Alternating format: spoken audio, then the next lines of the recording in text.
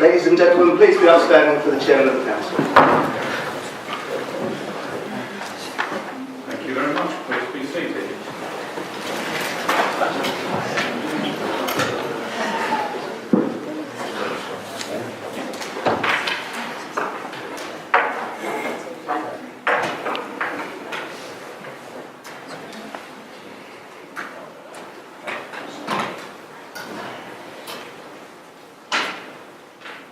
Good evening, everybody. Good evening. I don't want to keep you very long. Excellent. Apologies for absence, please. Councillors Stevens and Ford. Shannon Johnson, Nick Churchill and Russell Perry. Thank you very much. Any declarations? Sorry. Councillor Pryor. Thank you. Declarations of interest? No? So we come to item 3, main matter on the agenda, Council Tax Resolution 2016 to 2017. Is there anybody who wishes to propose this? I formally move, Chair. Thank you, Councillor Canvas. And I'll second. Thank you very much. Who wishes to speak first?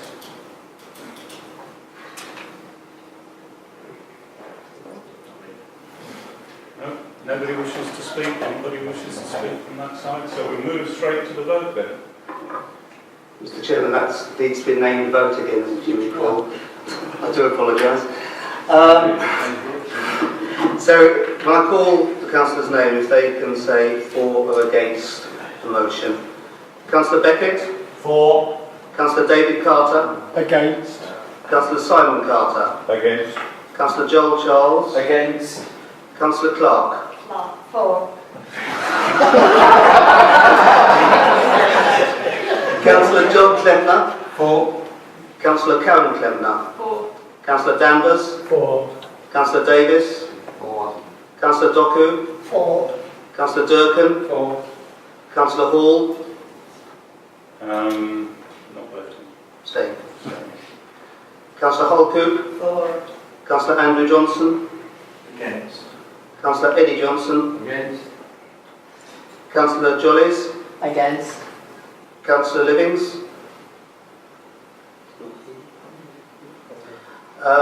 Councillor Long? Against. Councillor McKay? For. Councillor Purton? For. Councillor Souter? Against. Councillor Strachan? For. Councillor True? For. Councillor Waite? For. Councillor Wilkinson? For. Okay. Miss May. Councillor Cross. Sorry, Councillor Cross? For. So you crossed that one.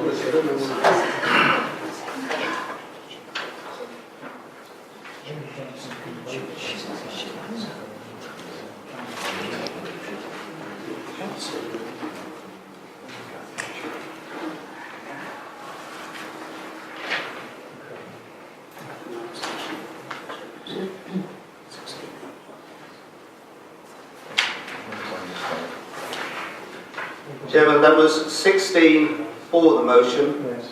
8 against, and 1 abstention. So the motion is carried. Motion is carried. Any matters of urgent business? Thank you very much. This is the end of the meeting. Perfect, Chair.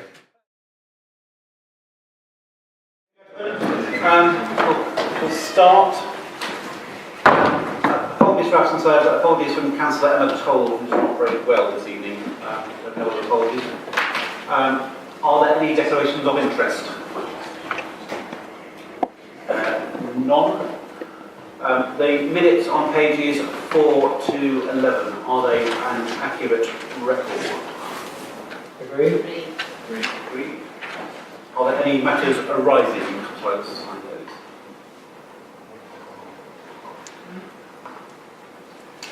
No. Right, item 5, we have one written question from Scott. Sullivan. Do you wish to read out your question? I'm happy to take it as read. Do you want the answer read? Sorry? Would you like the answer read out, or you think that's read? No, I'm happy to take that as read as well. Do you have a different question? Yes. Is the council aware that they are discriminating between landlords when they give one set of frequency of licensing for one scheme and not the other.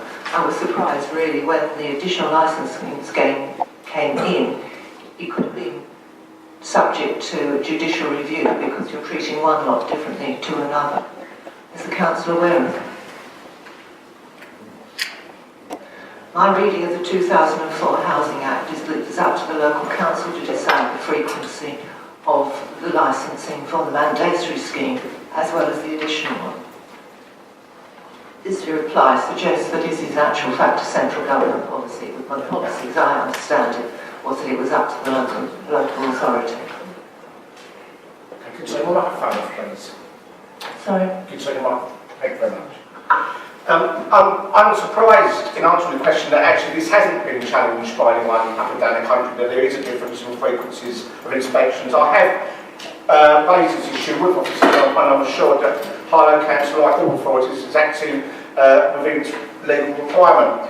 But if I will just refer back to my original answer, which I know you accept as taken as read, I have asked officers to report on the balance and costs and benefits involved in such a proposal that you've made, hopefully within the next year, and hopefully we can move forward on this. Thank you.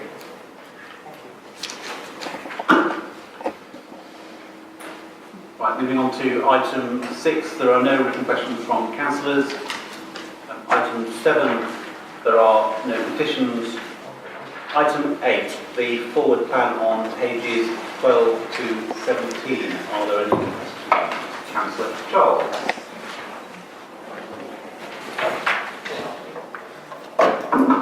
On page 16, there is a footnote with regard to Article 4 direction for Old Harlow. Obviously, as you can imagine, is the Old Harlow Council are very concerned about these sorts of matters and what it relates to in terms of conservation in Old Harlow. Now, of course, there are 3 Article 4s in place in Old Harlow. Can someone please outline to me what this report will be discussing?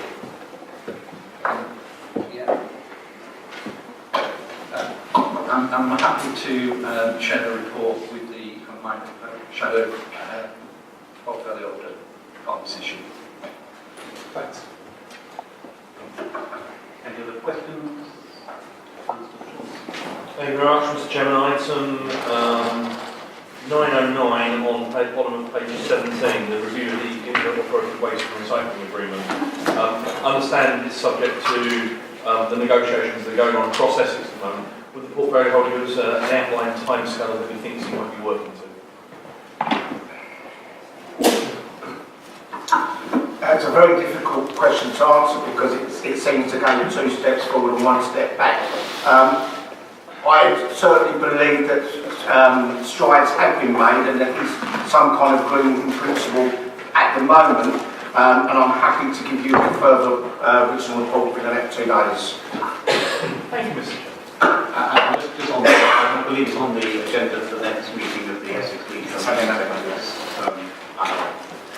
Clearly, I've got an idea of how it can take place. And merely interested if we as an opposition can do anything to encourage our colleagues in our party along with other parts of Essex. I may well take on that offer because a number of issues about moving this forward have been around the councils, particularly around the frequency of waste collection. I understand, Mr. Chairman, as a leader that implemented a staged waste collection against opposition from your own party, I'm more than happy to explain to my colleagues in other councils. Are there any other questions on the forward plan? That case was noted. Item 9, there were no recent decisions taken by the legal or portfolio holder outside the normal process of cabinet, of course. Item 10. So the BCA Regeneration Scheme, apportionment of land for planning purposes on pages 18 to 21. Yes, I'm happy to propose the recommendations as stated on page 18. Seconded, Chair. Are there any questions? Questions? Any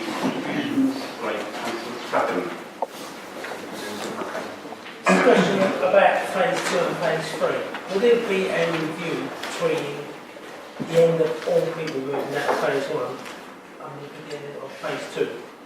So Councillor, can I suggest you take that outside of the meeting? This is not pertinent to the particular decision we're making here, which is around a specific technical measure to progress the BCA regeneration scheme. We have these two questions to take out directly, whether that would be helpful. Any other contributions? So the recommendations, item 10A and B, are we agreed? Agreed. Thank you.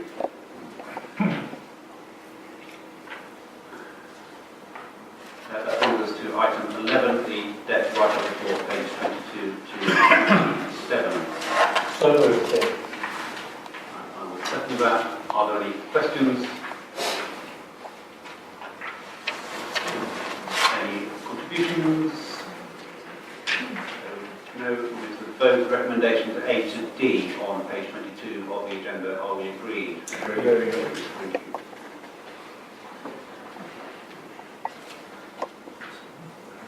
Item 12, referral from the Overview Working Group, review of the sustainability of Harlow Playhouse Theatre on pages 28 to 37. I will move the recommendations on pages 30, A to E. Second. I'll make some very brief remarks. The overview, the working group was a cross-party group looking at the longer-term issues. Clearly, the funding is in place. It was set in the budget over a year ago, until 2018-19.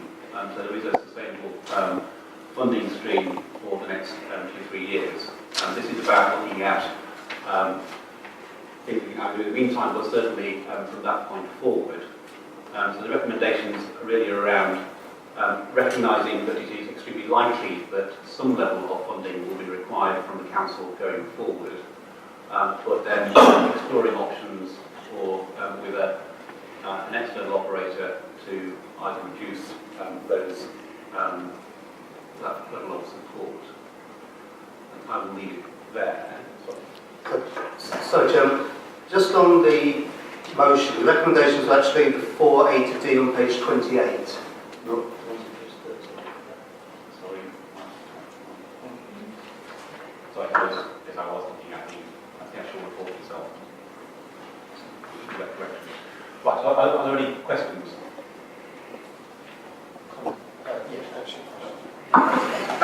Page 34, paragraph 17, option 3, outsource to a commercial operator. Unfortunately, there's some rewriting of history here that's not very helpful. Obviously, I appreciate that this is a cross-party group, and it's a shame that politics have been sort of sneaked into this report. It is simply not the case that Andrew's administration, of which I was a part of, had given up on looking for an outsourcing option from a commercial operator. In fact, we were still in active discussions. It is regrettable that the person who could corroborate this, Lindsay, no longer works for the council, but to simply say that we had given up is completely and utterly true. So the author of this report it's completely untrue. And the author of this report needs to explain to the opposition why there is this rewriting of history. Of course, officers don't get involved in politics, but it seems here that the good work of our administration to set up the Big Society Fund, to work and try and find an outsourcing option, has simply been rewritten over, and this version of events has been put in its place. I think it's deeply regrettable because this is supposed to be a cross-party support, but it has simply outraged the opposition. You are trying to rewrite history.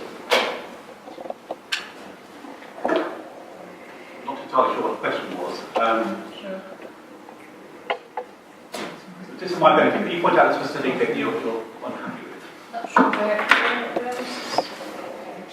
My question is, will the council undertake to rewrite paragraph 17, particular line? Unfortunately, it was not possible to identify a way forward for the playhouse that would secure its future and significantly reduce the amount of council funding required. That is not true. We were putting in place a strategy.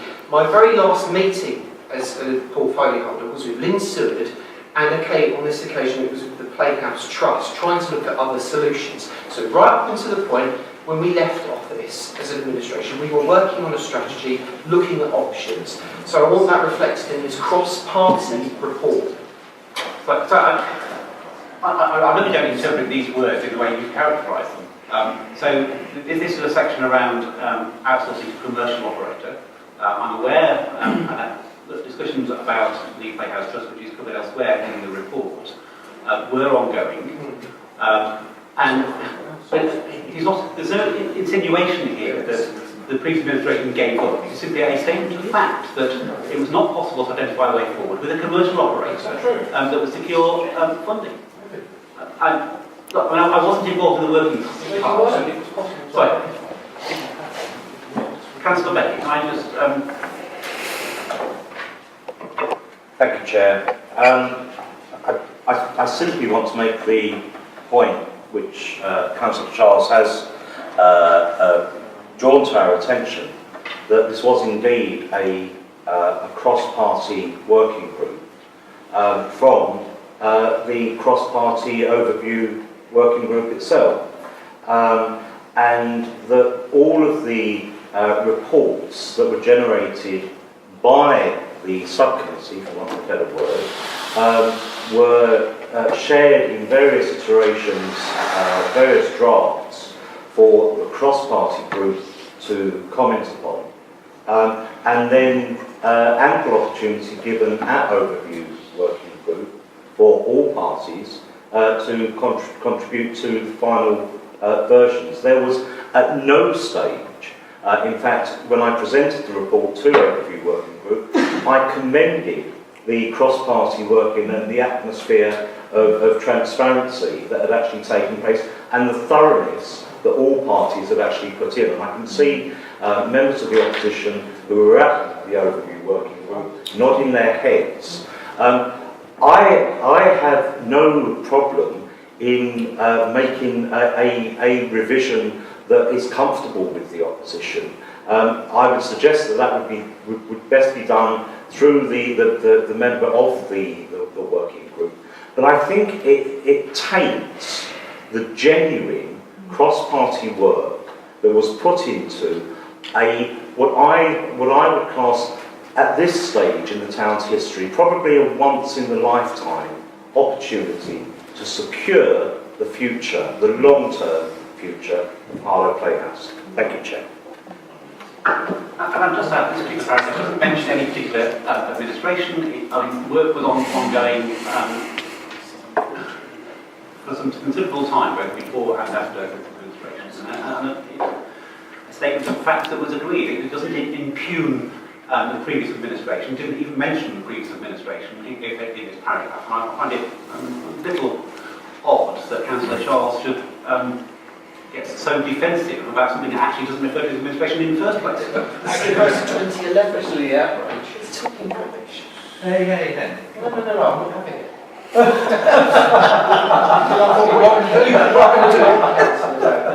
But I'm not prepared. This refers to 2011 when we were in administration. It's simply a fact. This should be rewritten to highlight that administration at the time was fully committed to finding a long-term plan for the Playhouse, and that we were looking at a commercial operator at that time. It's fact. Lynn Seward could cooperate, but she's not here. It was one of the last meetings I had in this council. Just amend the report. So there's no implication that you weren't looking at it. It's simply a statement of fact that it was not possible to identify a way forward for the Playhouse. But that's the point, Mr. Leader. It's not true. That statement you've just made is not true. There was a deal on the table to secure the future of the Playhouse that was being actively discussed. Now, that's not what this paragraph says, and I do take exception, like Councillor Charles, that you're talking about 2011, our administration, when he was portfolio holder, and you're putting words into the public domain saying it was not possible to secure a future of the Playhouse. I'm going to see those words come back in a Labour Party leaflet sometime if this report goes through untouched. I know what you guys are like. And I support Councillor Charles. I would want that paragraph correcting. Should we just move on? Yeah. So that's it. Move on. Sorry, what happens over the split? It's a statement of fact. So unless you had a unless you had a deal that somehow a previous officer who's no longer officer of this council decided to throw in the bin and not inform the current administration, it just happens to be a statement of fact. On record that you're rejected, that you are continuing discussions up to the point you left administration. But the simple fact is that it was not possible to secure the future and to significantly reduce the council funding required through this route of a commercial operator. And what we're now trying to do is move forward rather than dredge over history from 5 years ago. Are there any more constructive comments on this report?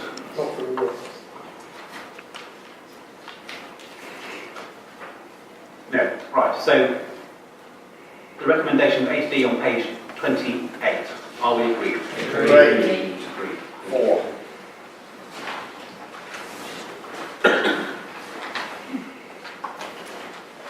Right, so item 13, the minutes of the working panels, the Harlow Highways panel and the Housing Standards Board. I'm going to keep the questions, queries on these, so noted. I'm going to leave the matter of business until the end. So the next item is scheduled in the agenda as being taken in private session. However, that is not what I intend to do. So what I'm going to do is first of all read out the text of the particular motion we're going to discuss, and then I'm going to invite Andrew Bramidge to do a presentation on this. I would then, at that point, like to take as much of the remaining session in open. So I'd ask councillors if you have questions or comments which are more entitled to, if you could try and separate them into two groups. Those that don't have a commercial impact and to do with the finances, we could take an open session. If there are further questions that will require a discussion about the particular finances or the commercial arrangements, I will have to take that in private session, but I will do that separately. So I want to do this as much in open as possible. I'll just take that answer card first before I leave the motion out. Thank you. I can't be clear on it. The part of the report is a presentation document, which is clearly marked not for publication. So I'm wondering how we can talk, even mention what's in the report, if it's not for publication. So I think that will be clearer after Andrew Bramidge has done his presentation, which we'll be doing shortly, about what can be in the public domain. And we'll sort of play by ear. I'm just trying to get as much of this in open session as possible. I'm sure there'll be questions about the detail and the commercial, which I want to sort of try and separate those things out if at all possible, because it is a significant milestone in the enterprise area, and hence for Harlow. So I'm going to start by just reading out the recommendation before Cabinet. Then we'll do the presentation, and then we'll sort of play by ear from there. So the recommendations, which are not in the public documentation, are that Cabinet, subject to formal contract, agrees to appoint Vinci Investments Limited as its development partner for the Harlow Enterprise Zone, London Road North Science Park. That's recommendation A. Recommendation B, the agreement and the detail of the development agreement and all arrangements for the delivery of the development are delegated to the Chief Executive in consultation with the portfolio holder for Regeneration and Enterprise. So that's the motion before Cabinet. I will then like Andrew, you can do your presentation. Move that motion. Yes. I'm happy to move the recommendations on page 47 of the Cabinet and Regeneration Enterprise. And I will second that. Thank you. Everything will be in public domain. I just want to talk through the process that we've been through on this project to appoint a development partner that has resulted in the recommendation that's before Cabinet tonight. For the development of what I hope will be a very exciting venture for the town on this site here at London Road North of the new science park. The work over the last year has involved a number of stages. Firstly, for the council to acquire the land, which we did in the spring of last year. The council now owns 25 acres of the land at London Road. then to procure a development partner to work with us to build that out over the next few years. We have to put new access road into the site, and you'll have seen the work on the A414 recently. And additional infrastructure primarily around getting superfast broadband into the site over the next year. And also over the last year identifying potential occupiers to move into the new science park as and when that is developed. Before I come on to the actual procurement process, just to mention the new access road. This is linking the A414 here with London Road here. This is the new road going east-west across the enterprise zone site. And it's being done in conjunction with improvement works to the First Avenue roundabout at the moment. This work went on site in the autumn of last year.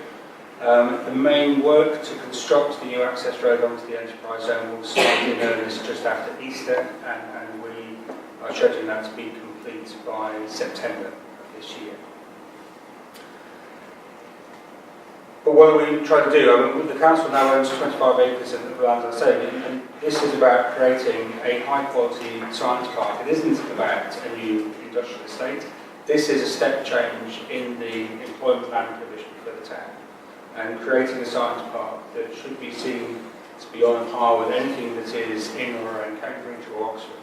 And that's the aspiration that we have, to create a level of employment provision for the town that will attract high-value companies, high-value jobs, and create excellent opportunities, particularly for the young people of this town. To achieve that, we felt we needed to work in partnership with an experienced developer who could provide us with the certainty that the park can be constructed to budget and in the timescale that we wanted. Can also attract the right sort of occupiers to the town and create the level of jobs, but also have sufficient financial standing to be able to deliver this, and also be able to provide a financial return to the council, because that has always been one of our aspirations as landowner, that there should be a financial return to the council. So we embarked on a European public procurement exercise in the spring of last year. 3 developers were shortlisted as outlined in the report, and at the end of that process we have come to the recommendation before you tonight to appoint Vinci Investments and their professional team to deliver this for Harlow Council. Vinci are a multinational civil engineering and construction company. Their European business is worth in excess of 30 billion euros, and so certainly have the financial capacity to deliver the scheme, which we estimate will, the cost of the scheme will be in the region of £100 million to deliver this over the next 5 to 7 years. So we need some very deep pockets to be able to do that. Vinci are in partnership in this proposal with Discovery Park, and I would draw particular attention to them because they play a key role in this. Discovery Park are the operators of another enterprise zone in Kent, the former Pfizer site at Sandwich, which they took over 3 years ago when Pfizer pulled out, losing 2,000 jobs there. So similar situation perhaps we have here with GSK. In the 3 years that they've managed that site, they have completely turned that around. There are now 125 businesses located there, 2,400 jobs. So they've demonstrated that they've got the expertise to bring businesses into what's probably a far more challenging location than Harlow. And combined with the construction expertise of Vinci, we feel that this is a strong team to deliver the scheme for us. What I would say about Vinci, ever since they first visited the site in April of last year, they have been hugely enthusiastic about the opportunity that Harlow represents for them and for the town. They see huge potential here, and they've been very, very keen to take on this project. So what will they do for us? If Cabinet tonight agrees to appoint Vinci as our preferred development partner, they will then have to finalise the master plan and produce the detailed planning comfort for us to ensure that the local development order is complied with. They will have to produce on an annual basis a business plan for the council to sign off, which will set out their construction activity for the forthcoming year, their marketing plans and projections on costs and potential profit share for the council. They have to market the sites, create a brand for the sites and secure the occupiers, and they will bring the tenants to the site and agree, negotiate the deals with them. They have to provide the finance for the scheme, raise the finance themselves, and they will take the full risk of that financing. And undertake all of the construction and therefore take on the construction risk of each building as well. They will also have to put in place management and maintenance arrangements for the park.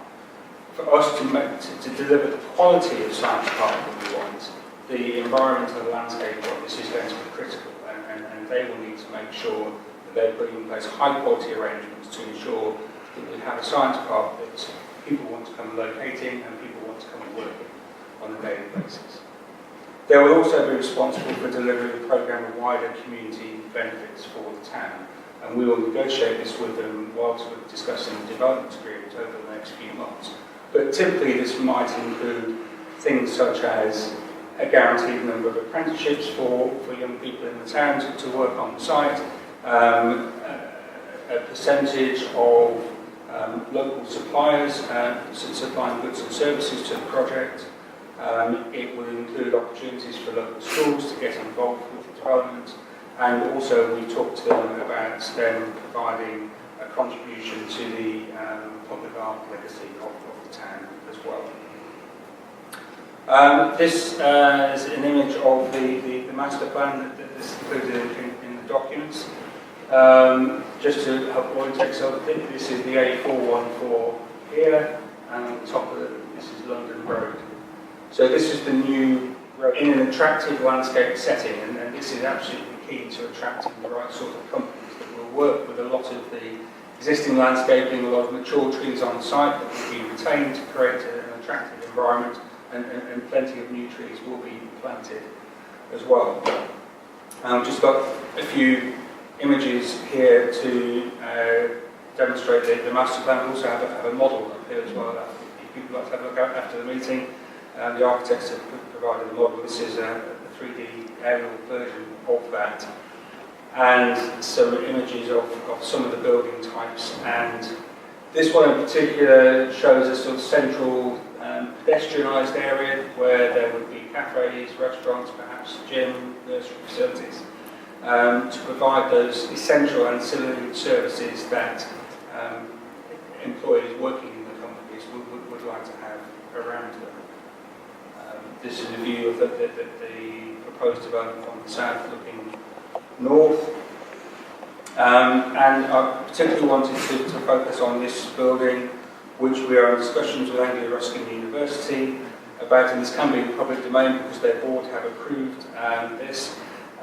We are in detailed discussions now with the university around the design and costs of a building for them to locate a medical technology innovation centre onto the site. And we hope to conclude those discussions in the next couple of months. This will see the university bring some of their medtech research activity into Harlow, and will also provide incubation space for starter businesses.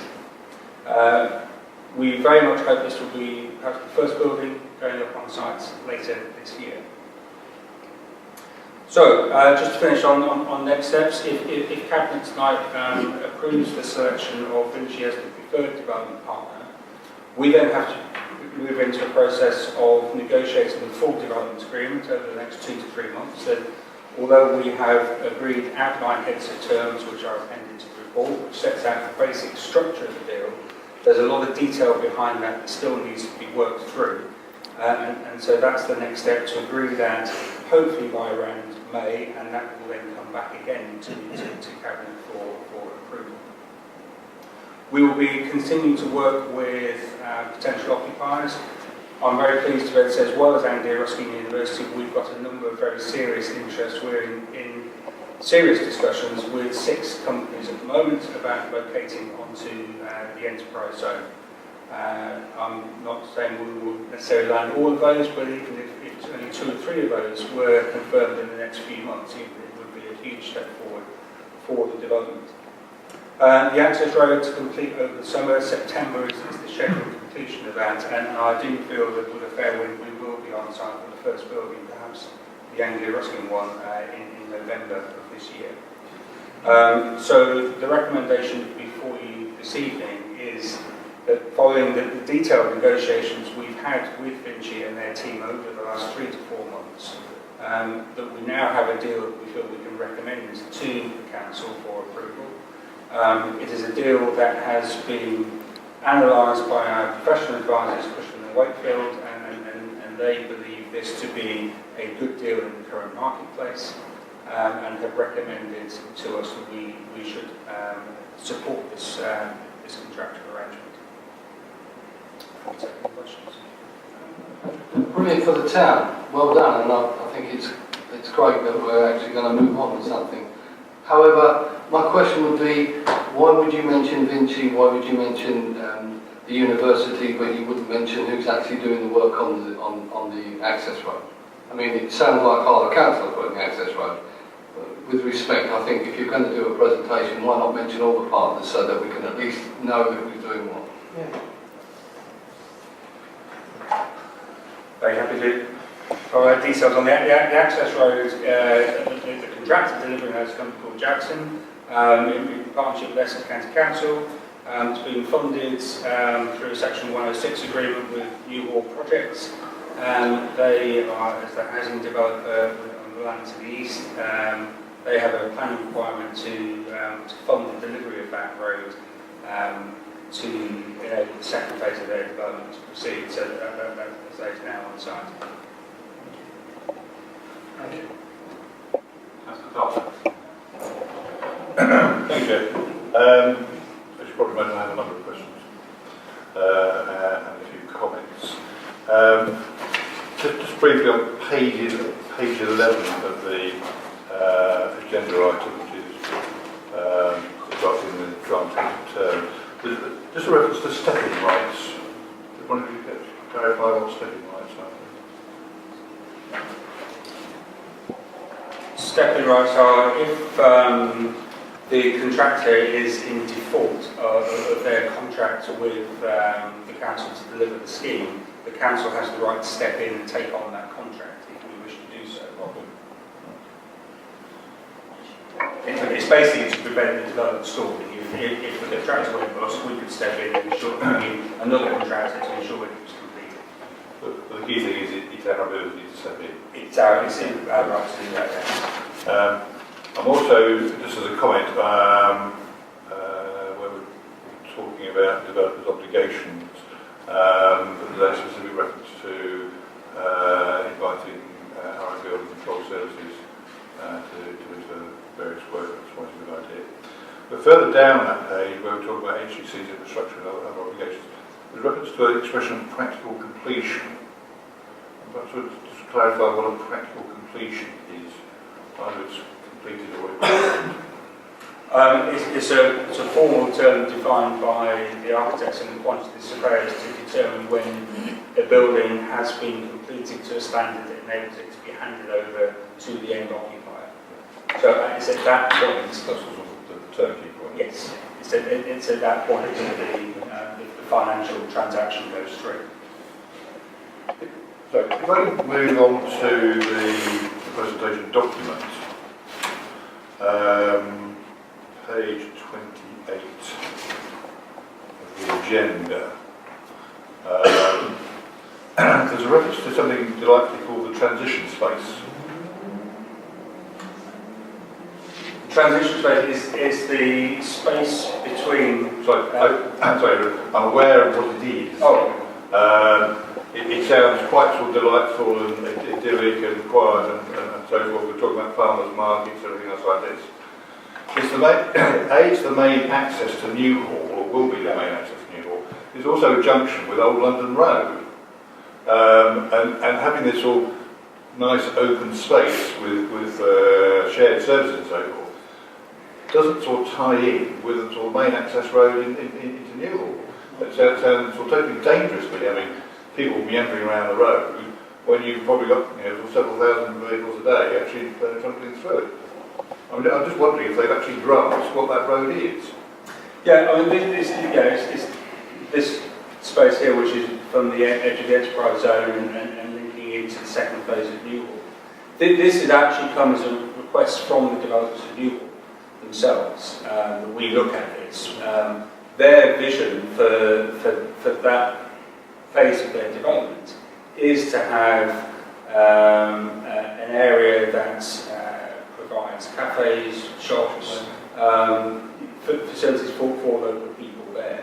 They would like to have an interface between our development and their development, so that the two don't jar but actually blend into each other. I think the detail about whether a shared surface is practical or not still has to be worked through. And they would like to see a semi-pedestrianised space there.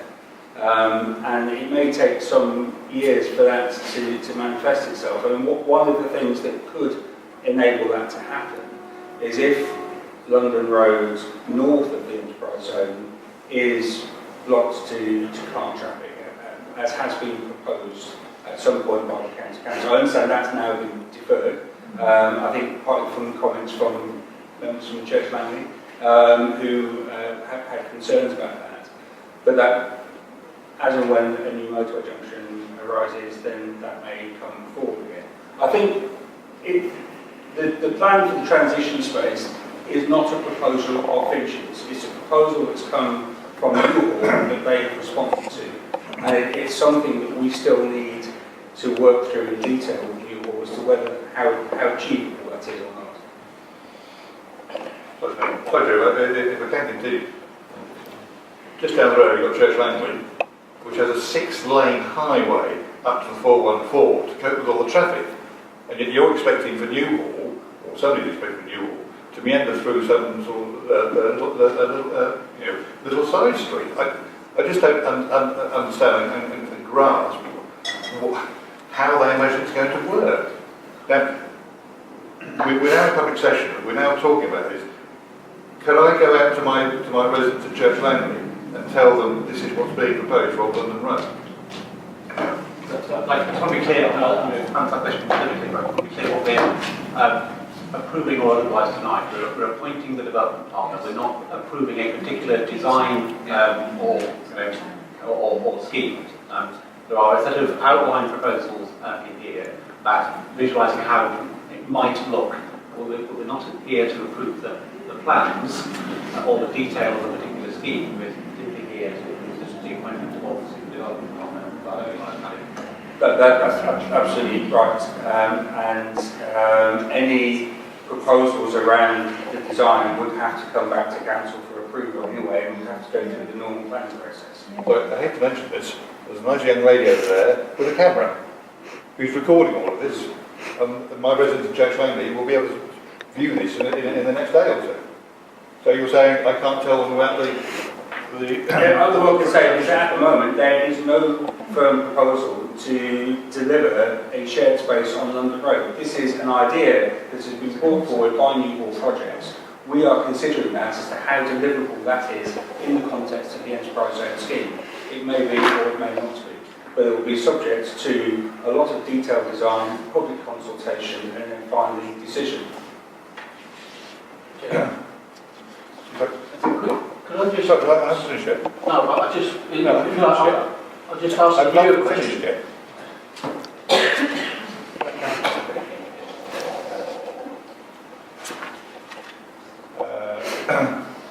I just mentioned on page 40 there's a reference to green standards, which is obviously extremely welcome, and look forward to that. But there is one, page 63, where we're talking about committed to consultation, one of my favourite words.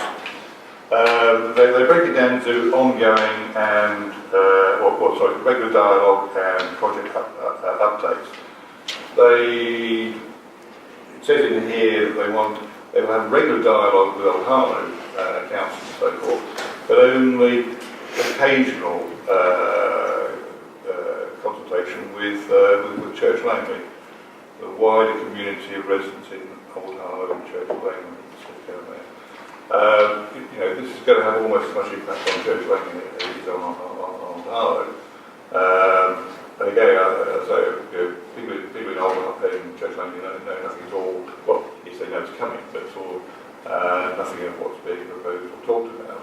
That's where we've sort of put down a marker.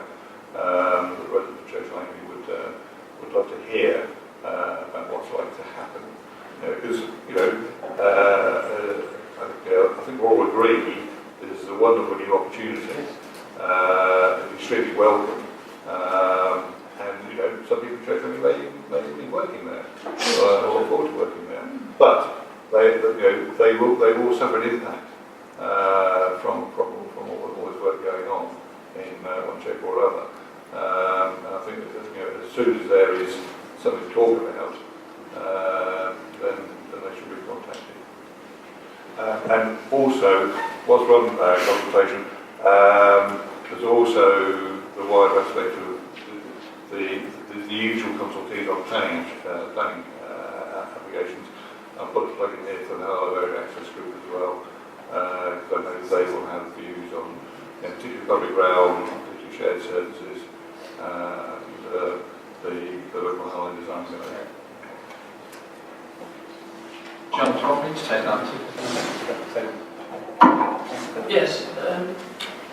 Councillor Carter, given that you've already explained how Church Langley has a significant access from the main highway network, dual carriageway in fact, apart from some people who use London Road as a shortcut, can you just explain what is of particular interest to the majority of Church Langley residents about what happens on London Road?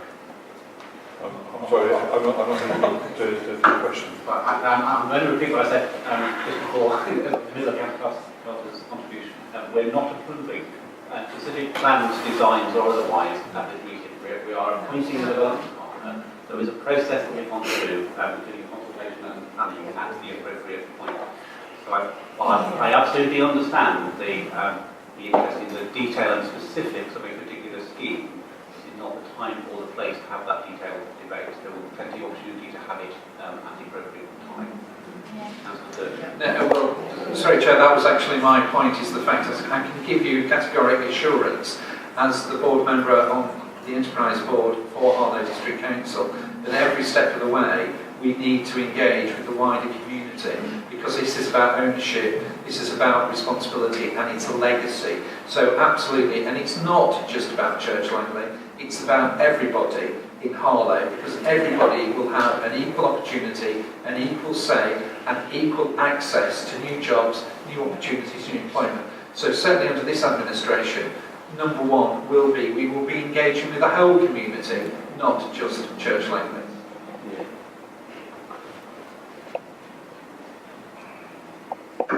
Any other questions?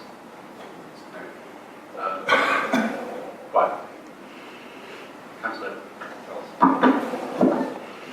First of all, I'd like to thank Andrew. This is a personal victory for Andrew and all of his work and the officer corps that have delivered this. I was very grateful to Andrew for giving Andrew and I a briefing for this meeting on the plans. And I have to say it's incredibly exciting in terms of the concept for this corner of Old Harlow. I'm very fortunate to be the ward member where the crown jewel of Harlow will be built in this town. To have a mix of science and tech, high industry being planted in Old Harlow is extremely exciting to me. I'm also grateful for Andrew for consulting with the residents on London Road who, I'm not surprised, they're very excited about the fact that a £100 million development with lots of amenities will be built right alongside them. And it's incredibly exciting that we could end up with 2,500 jobs in the initial build phase. Of course, there are separate negotiations which we can't talk about in open session, and they have to be settled. But what we're doing tonight is giving the green light to start work with developers, and for me that's incredibly exciting. I do entirely agree with what Simon has said about London Road. Of course, I recognise this is only a concept, and I would say though that London Road is not just used for occasional traffic. You've got to factor in traffic movements for Newhall, Fusion, the new estates being built at the back, also the school run for Mark Hall, and of course traffic for Church Langley, and people that come through that road to go down to Churchgate Street. So there are a lot of traffic movements there. But of course that will all be ironed out. We're not really discussing that. What we're discussing is a fantastic opportunity to lift this town, increase the amount of job opportunities, and really strengthen the local economy. And it's down to the work of not only this council, but Essex County Council, Eddie, and his colleague Kevin Bentley, who have been very supportive, and Robert Halford, who have led the way with this. This is a great moment for the town.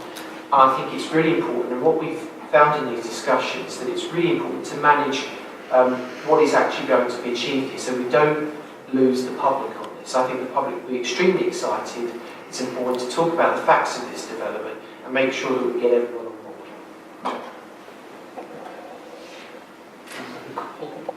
Thank you, Chair.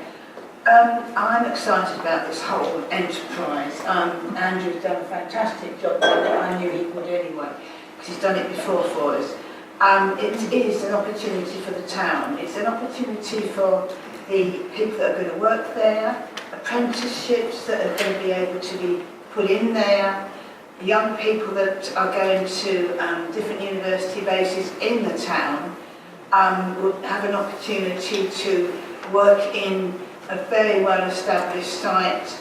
We've gone from an industrial town, as we started out to be, to something now that is changing. We're scientific, we're digital, and we have an image that's now going to be projected, not just here, but in Europe and in further afield, because this is a very great opportunity for the town to put its roots down. We're close to London, we're close to Stansted. We've got everything going for us now, and it's a very exciting way forward. But the whole of the town and the area is going to benefit from the things that are coming through here. Thank you, Chair. Sorry. Mr. Chairman, I'm very excited. I was very excited when we were first named to have an enterprise zone. And I think it's important that we recognise the contribution that our MP made in getting the Chancellor to name us as an enterprise zone, particularly as we were the only region in the country to end up with 2 enterprise zones in one region. South East is a very exciting place to be. But actually seeing the drawings and knowing that we're in negotiations with a company is really very exciting for the town, because this is the future. And not only is it the future, it's the future of the future, because we're talking about medtech, we're talking about really up-to-date issues here. No longer is Harlow going to be a town that's just warehouses and industry. We're talking about the wave of the future. Someone told me once that we're the second largest research and development centre outside of Cambridge, and this is only going to aid that. We've already got medtech in the town. This is about more medtech moving in. And negotiations with the University of East Anglia, absolutely superb to bring them on board, biosciences. It just makes Harlow the place to be. I've always thought that, but people outside of Harlow have a way of knocking Harlow, and I don't think they'll be knocking us much longer. So I'm really chuffed that this has always been something that the political parties have agreed upon. I'm always really chuffed when we talk about regeneration and we can get on board a project from both sides of the political spectrum. So I'm really pleased that the leader decided to take this in open session. When I saw that it was originally confidential last week, John and I had a word with him and asked how much we could take. So John, thank you for taking as much as you can in open session. I think when we have something really good about the town that we all agree on, we should shout about it from the rooftops. My thanks to Andrew Bramidge. He took myself and my deputy through this very detailed report, and it is exciting. However, I did raise concerns with him at the time, as Councillor Carter has immediately spotted, about access along London Road, and he knows my views as a Church Langley councillor. And to answer Councillor Purton, I've been asking for a number of years for a right-hand turn coming out of Church Langley across the median strip and into London Road, because I think one of the problems that we have in Church Langley is a one-exit only area that can be bottlenecked. I fear that Newhall could become the same, and I've raised those concerns with Andrew Bramidge. So when it does come time to talking about a more detailed version of events and what we're going to have, I hope that those concerns from local councillors who've seen the problems that a single entry and exit route can cause will be taken into account. That being said, if there's any way that I was having an event in Ilford the other day with Living Streets, and I know it is possible to talk about how you can remap roads but make them pedestrian friendly at the same time. I'd be interested to see what we do with that. I love the fact that this proposal has integrated leisure, whether it be a gym or creche, those sort of facilities in the centre, and that central meeting point. I also love the use of water in the scheme. Now, I know the one to the right is probably just going to be a sink pond like we already have in Church Langley, but even those sink ponds provide habitat for important local species, and I love the way even in the concept, the existing tree line and hedge line down the middle of the site is retained. I think that's really important to integrate any scheme that goes in with the local landscape, with the local architecture, and with the local fauna and flora. Like I said, Mr. Chairman, it's a really exciting thing, and I think this is jobs and industry for the town. It's the future of the town. And whilst I have concerns about the implementation and making sure, as others have mentioned, that we cooperate with partners, we've already seen some of that good cooperation. I think Councillor Kevin Bentley, Deputy Leader from Essex, now knows Harlow far better than I ever thought he would. The number of times he's been down to the site. Personally, I can't wait till you take all of us councillors out onto the site for a visit to see what's going on down there. I think it would be really worthwhile to see it on the ground as it emerges. Just a word of caution. I had a conversation with Andrew about the archaeology of the site. I know there's been some extensive investigations, nothing that should hold it up, but there is great history in Harlow, and we just need to be cautious as we proceed. Mr. Chairman, I can't say any more than I'm very, very excited about this scheme, and thank you for bringing it in an open session. The problem about speaking last is everybody has made a particular point, but I think what we do need to do is just focus on what the recommendations are, and actually the recommendations are pure and simple. It's just the fact is that we are wanting to appoint this team to take us on the next stage of the journey, and this is what it is. It's a journey. At times it will be slow, and sometimes it will speed up, but it will be a journey. And it is hopefully going to a very positive and constructive way forward that will be a true legacy for the next generations of Harlow communities.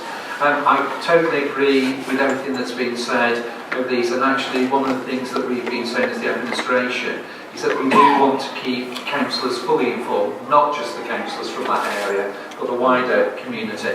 And certainly as the weather improves and we can get on to site where it is safe, we would like to hold further updates actually on there, because it's actually when you get into one of the buildings and you can actually look across, you can actually really for the first time see the absolute incredible opportunity that we have in Harlow. And I just want to also, whilst Andrew's in the room, this is a team that helps out. This is not one individual, and this is not just a Harlow council person. This is a collective partnership. So politics are put aside, and we make the right decisions for the right reasons. So I welcome all the comments that have been made by the opposition to the way forward, and I hope that we can now support the recommendation as indicated in the report. I'm going to use my privilege of being chair of speaking last, all that, unless there are other contributions. Look, I just wanted to broaden this out a bit. This is absolutely, as I've been saying, an exciting opportunity. This is a really important milestone in the development of the enterprise zone. As Bramidge has said, this is not just another industrial park, it's aspirational in terms of the quality of the design, the sort of high quality companies it will attract, the high quality jobs it will enable. But something more general point, that that actually I think Harlow is genuinely at the cusp of something quite exciting. This is an absolutely important component. There are others though. Public Health England will be starting to occupy the GlaxoSmithKline site from 2019 with full occupancy by 2022, which will bring another 2,500 the high-quality science-based jobs. We're making significant progress on lobbying for the right infrastructure in Harlow. I spent a considerable amount of my last 2 or 3 weeks on that very activity. I've met with the leaders of East Herts, of Epping, of Whittlesford. We met with Councillor Bentley and Robert Halfon, Sir Mary Cockle, who's the chair of the Crossrail 2 Growth Commission, and our proposals for bringing the northern terminus of Crossrail 2 to Harlow are being well received. Clearly that's got quite some time to play out, measuring decades in terms of actual delivery, but nonetheless those conversations are going very well. Things like full tracking West Anglia line, improvements in road infrastructure, and a new junction on the M11. I know the particular design and route of that is of some controversy, but nonetheless an important component. So infrastructure is going very well. I've also been having a number of conversations around housing provision, which is an important element in this overall mix, getting a full mix of tenures and types of housing to support the economic regeneration. And clearly the local plan has a little way to go, but we are getting to a point where I'm far more optimistic of getting local agreements around Harlow on making progress in that regard than I have been for some time. I think the final component I want to mention is around skills. Clearly, one of the things we want to try and ensure is that these high-quality jobs in Harlow, that Harlow people have the opportunity to take advantage of those things, and that's a difficult nut to crack. But there are things that are moving quite well. In the UTC, the change in the mix of the educational and training offer at Harlow College, Passmore's starting up a new vocational training academy, and we need to look very carefully about how we can promote science, technology, engineering, maths and computing as an area of interest, excitement and opportunity in Harlow. I'll just end by saying that all of these things are about cooperation and collaboration. That's about cross-party, the support we've had in the enterprise zone. So I guess it has been led by Harlow Council, but absolutely Essex County Council, government, the private sector are vital components in that. So Councillor Bentley has been mentioned. I must say, actually, every event or session that I've been at, whether that's at the London South of Cambridge Consortium Conference or meetings with ministers, what have you, Kevin Bentley has been a fantastic advocate for Harlow in particular, and I would certainly commend him on that. I think this is genuinely a fantastic opportunity in itself, but part of a bigger and very optimistic picture for Harlow going forward. Are there any other contributions? And I'm conscious that people might have had questions on detail. I know councillors have had opportunities to be briefed directly, and I'm sure that we can extend that if there are more detailed questions outside of this session, and that will be clearly an ongoing process in the event. I would like to conclude this in open session, but if there are specifics, Councillor Carter. Yeah, I do have a financial question. I think it's fairly germane to what's in the report, but I'm happy to wait till afterwards. But it's a question I think Kevin ought to be aware of. Right, okay. Are there any other contributions? I'm afraid at that point that I do have to read out some formal words. I'm going to have to now take the remaining of this session, which is the final bit, and the decision being the closed session. Is this something that we could do with you, Simon? Is it? I can stroll over and talk to Brian and tell him what the question is.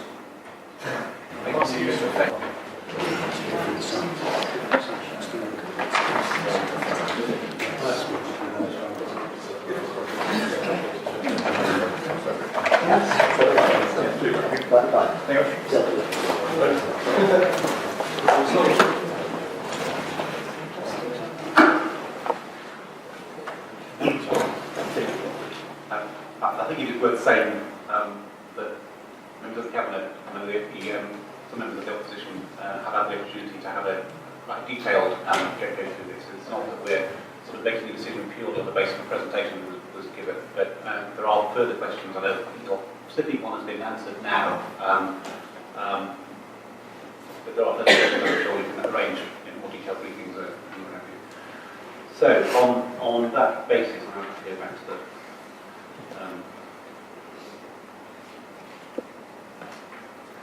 right. So there are no further questions or contributions.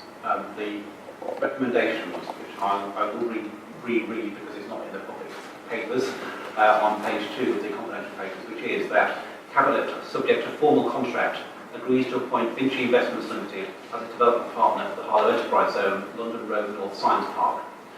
And recommendation B, that the agreement to the detail of the development agreement and all the arrangements for the delivery of the development are delegated to the Chief Executive in consultation with the portfolio holder of Regeneration and Enterprise. Are we agreed? Agreed. There being no items of urgent business, that concludes meetings. Thank you, ladies and gentlemen.